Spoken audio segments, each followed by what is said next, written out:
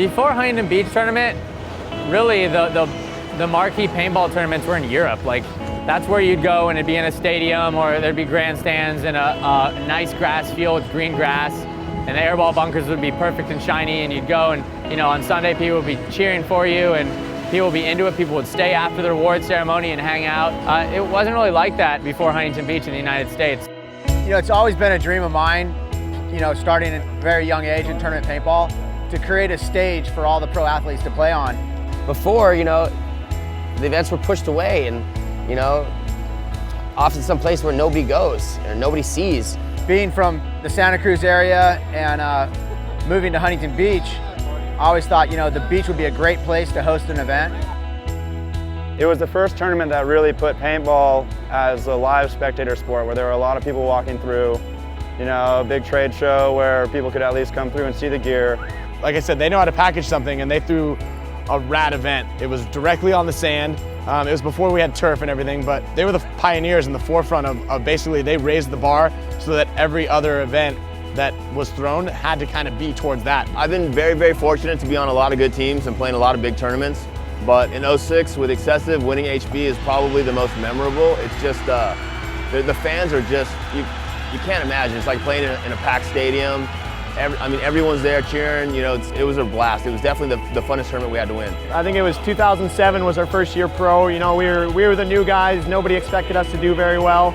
You know, it was unbelievable. You know, growing up playing paintball, playing against guys on Dynasty, Infamous, all those big pro teams, and finally getting a chance to come down to the beach and play against those guys. I mean, I was 16 years old at the time. I think I was probably the youngest pro player at that time. And actually, we came in, ended up getting second place. Huntington Beach, 2008.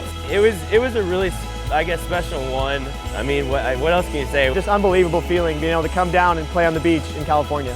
So now, you know, people are exposed to it, and that's a good thing.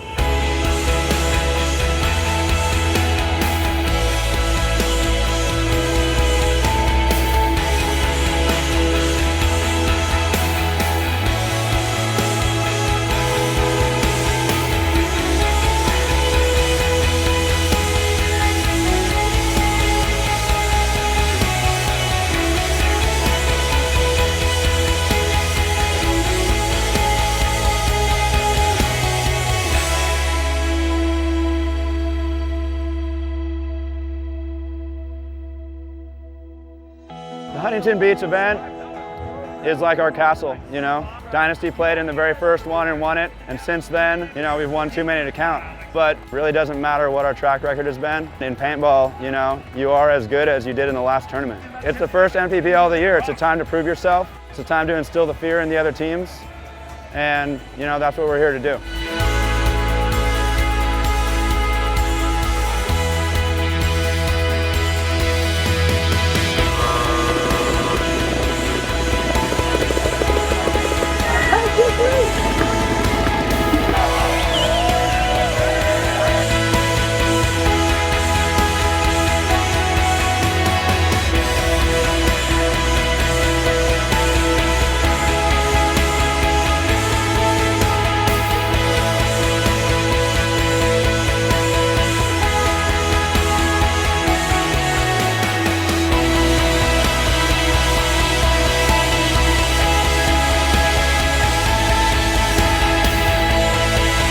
In a VIP like we are right now, you know, to get the bird's eye view that looks right on top of the field.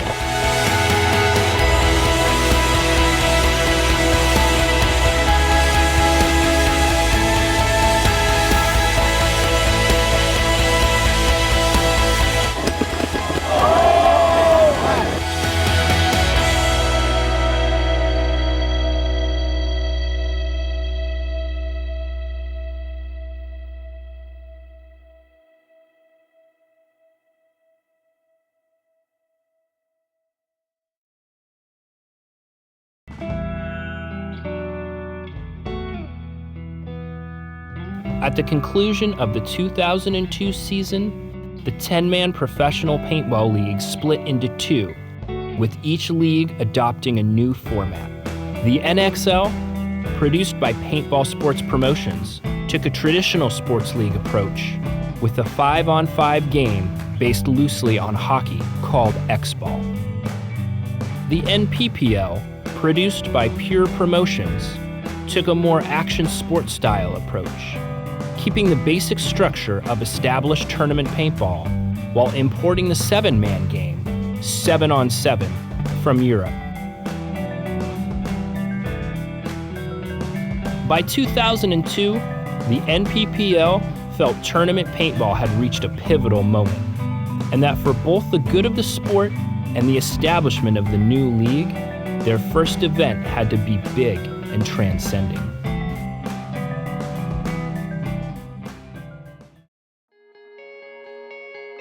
Well, you know, in the very beginning when the league split, like I was saying, it was originally run by the WDP guys, and the English guys, they're a major sponsor, and they also ran Pure Promotions, which they know how to throw a party.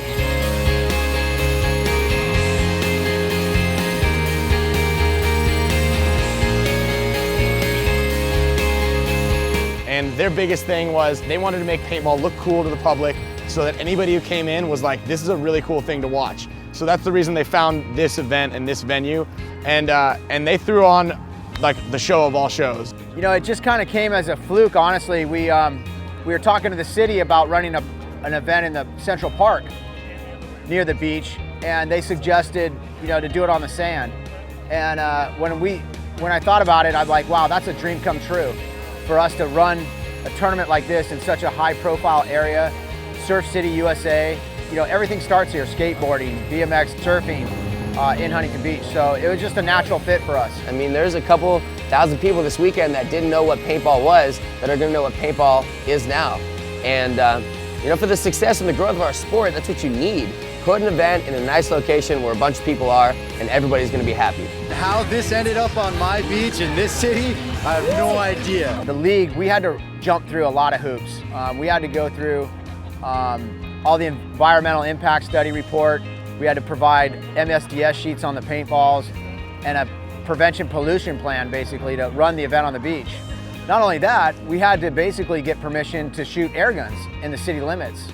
So we had to go through numerous city council meetings, numerous special events committee meetings, and convince the state and the city that paintballs are safe and that we have a cleanup procedure where we will leave the beach cleaner than when we got here. And when we proved to them that we could do that, we got the permit, and the first year was just a huge success. And all the businesses loved it, the spectators loved it, the sponsors loved it. Obviously the players, it was incredible. But that year, it was really tough. I mean, we actually imported sand to the beach, and we put the sand underneath all the bunkers. We laid down netting under the bunkers, and then we removed all the sand. Because in that first year in 2003, we actually played on the sand on the beach. The next year, we decided that was such a huge process. That's when we decided to bring in the turf. And we brought in the artificial turf, made the nets higher. We had to change a lot of things to basically continue to have it on the beach. But what we have today is just an incredible event. Yeah, I mean, it's definitely a personal event because it definitely marks a milestone for paintball. So yeah, and we've won it a handful of times. So if any event's our event, it's this one. We were fortunate enough and lucky enough to be really good when we started. And we won it the first 3 years in a row, the opener, the following 2 years. We're still growing and we're still getting better, but that was at a point where we realized that, hey, we're actually really good at this thing. And look at all these people, and they're watching us be really good at this. And this means a lot to us, you know. At that point in our lives, you know, we're young kids, and you know, you have that pipe dream of being a professional athlete and being in a crowd, being on a field where there's crowds rooting for you, and that's what it's all about, you know. I mean, that feels good, you know, no matter who you are.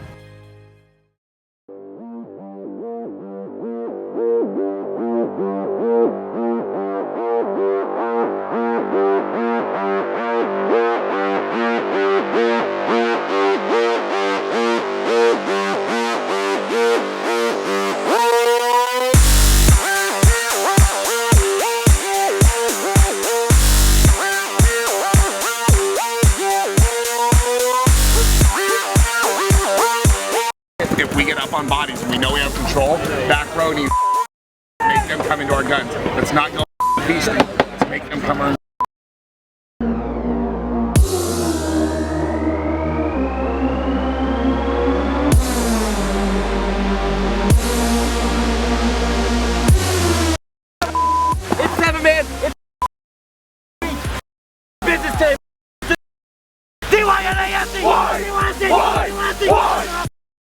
Let's go. 1, 2, 3. Go!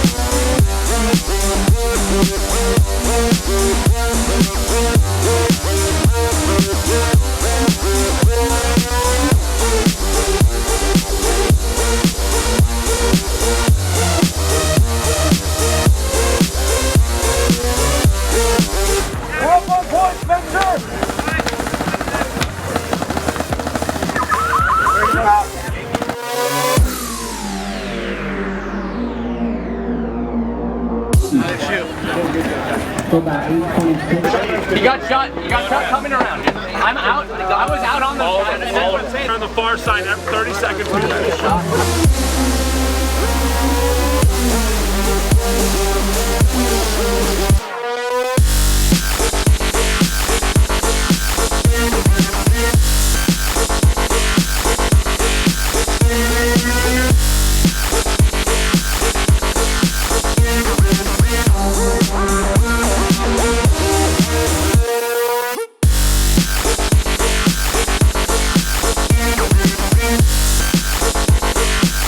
Assign a rep team, okay? Throw the that my buddy goes and pulls the guy instead of guys running around trying to pull one for one. I feel like everybody's trying to pull one for one. You know what I mean? Hey, so whatever happened after that is irrelevant. Use some common sense and act like professionals. We had that game. We don't.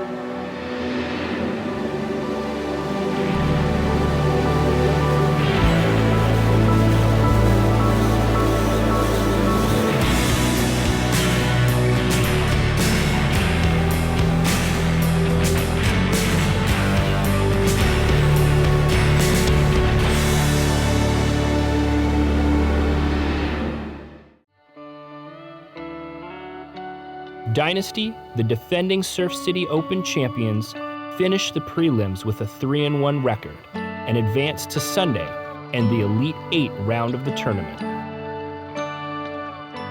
One of the most significant moments for both Dynasty and the Surf City Open came at the 2011 event, when the team captured its historic 50th win, and the tournament was webcast on ESPN 360. Yeah, no, the 50th win last year was awesome. It was a great milestone, but right now we're just thinking about moving forward still. You know, it's not like, I feel like our legacies have been cemented into paintball history or whatever. Just trying to play another tournament, basically. It's about winning events, putting in all the hard work from the practice, and then showing up the event and then producing. You know, think about it. And 50 events is a lot of events to win. You know, I mean, in general, that's a pretty big accomplishment. You know, going to 50 events is a big accomplishment. You know, it's so exciting, and I think that all of our parents get like overly excited, especially, you know, that their sons are participating and on the main stage of an event as big as this, and you know, signing the autographs and winning, you know. So even though maybe they can't really follow what's going on, especially 10 years ago, I'm sure my mom had no clue which team we were. Oh, you're wearing blue? So wait, are you that team? You know, now it's like, it's, you know, second nature to them. They have their Dynasty jerseys on, they're running around, like getting scores down. Like, you know, you won 3-1? Like, yeah, I was there, you know, so it's awesome to see how excited they are and again, supportive of a lifestyle that's not like, you know, totally mainstream. My mom kind of turned her leaf over when I won a Mustang. I think, you know, it's Yoshi's parents too, like we won cars. So she's like, okay, you know, I'll let you keep gallivanting around and missing classes and stuff like that. But, you know, our family's always been so supported.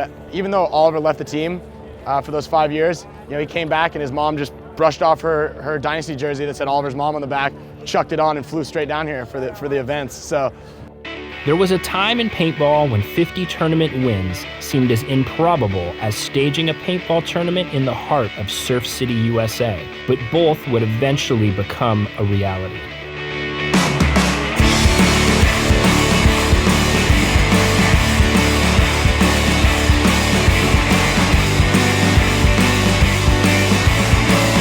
I remember one year, APG magazine they were the longest, you know, standing magazine, I think. They printed an article about an event on the beach, and this was in the late 90s. Well, we freaked out. We were like, wow, this has got to be the incredible event in the world. You know, where is this event? Well, it turned out to be an April Fool's joke.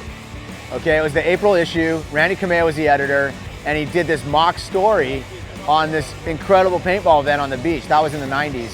And so when it happened in 2003, it was like a dream come true, you know, and it was like, we never thought we'd be able to do that. It's maintained, you know, it's maintained that the great show.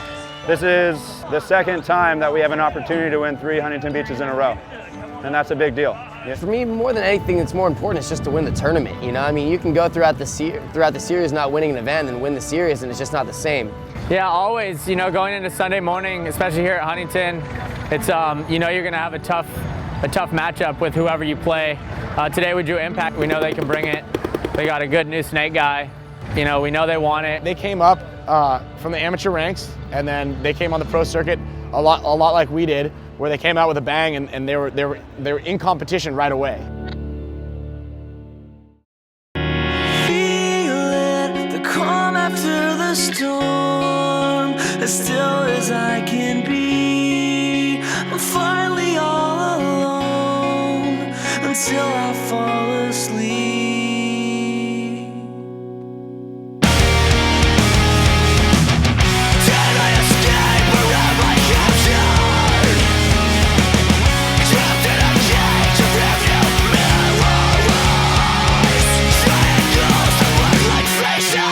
This is what I get for my revenge.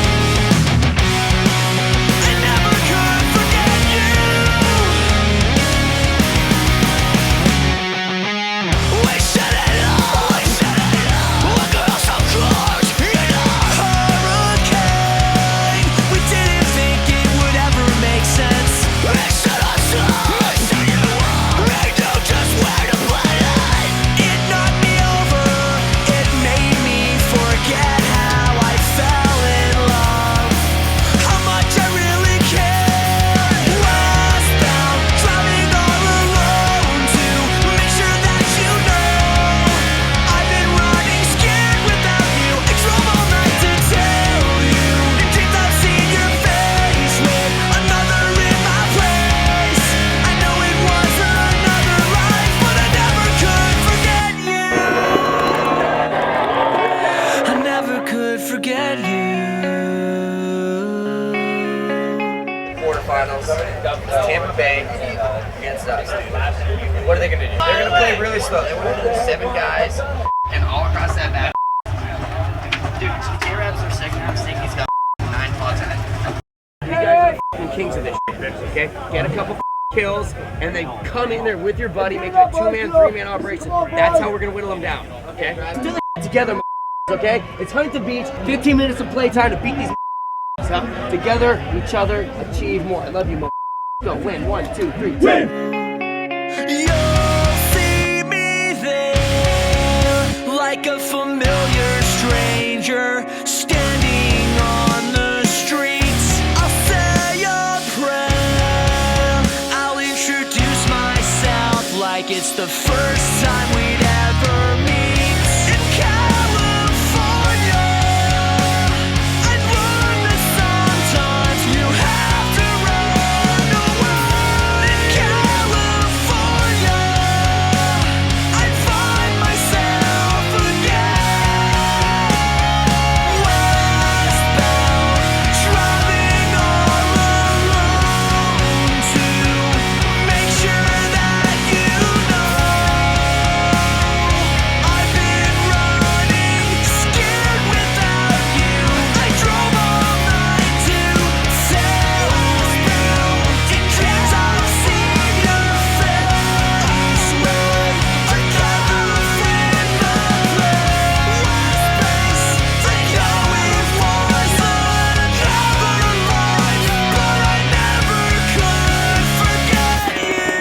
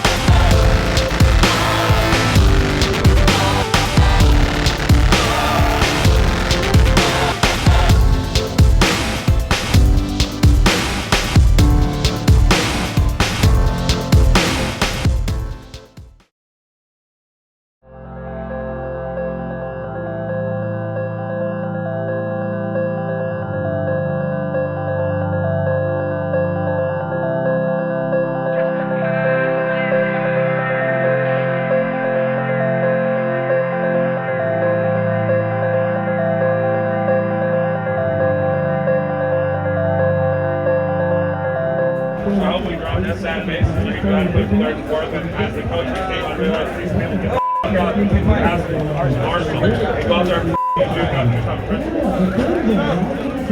So I hope we can find that in ourselves.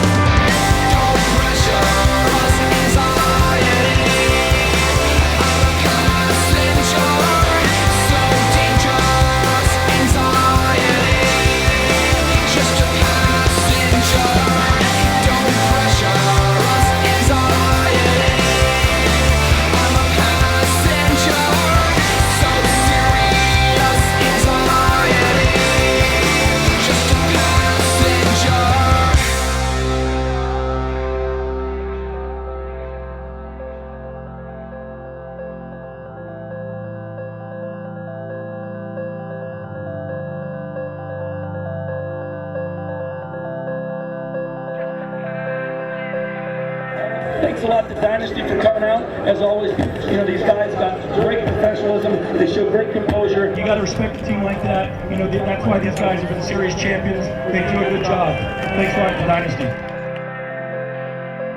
I'm really proud of these guys because I made the choice to run the league, and now to see these guys as world champions. When I first started with them when they were 16, 17 years old, taking them to Europe and showing the ropes on how to be ambassadors for the sport, it's a really good feeling for me to see teams like Dynasty. Just briefly tell me what that's all about. You know, we got a lot of trophies, and it was either one of the new guys grabs it, but we like the fans too. So these guys got the medals, and they got the jerseys on, so they're just supporting us more than everybody else. Plus, my mom didn't want it. I know it's probably hard, but in 10 years, do you have a fondest memory or a fondest HB Surf City Open in particular?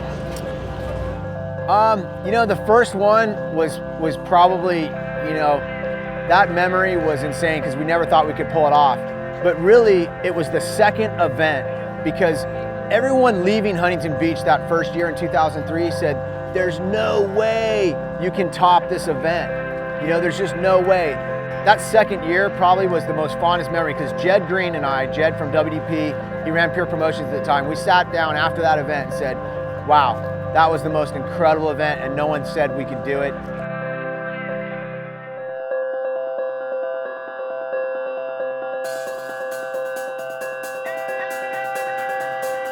Everything over the years with Alex and I?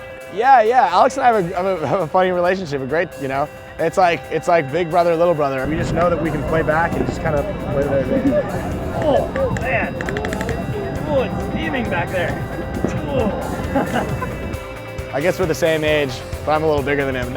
I never get to say that, so I'll take the big brother.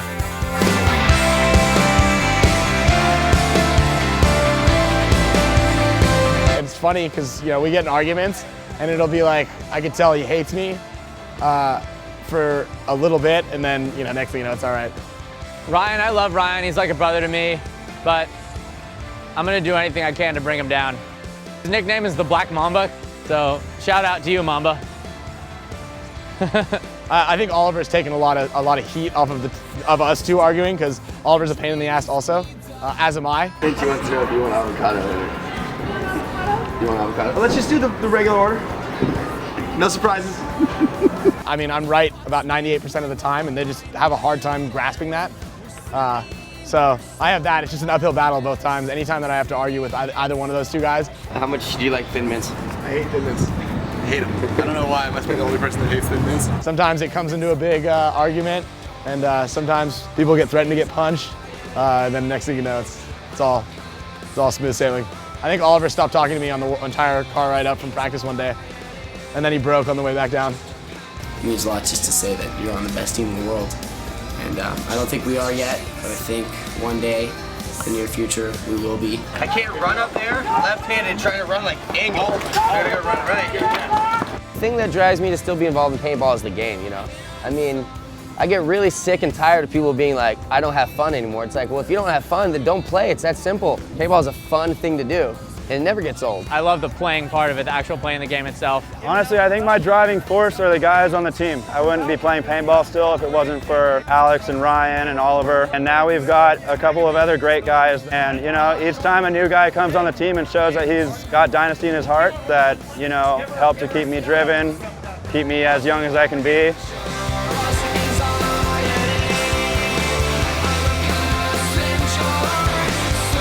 At the end of all this, when it's all said and done, we pack it up, you know.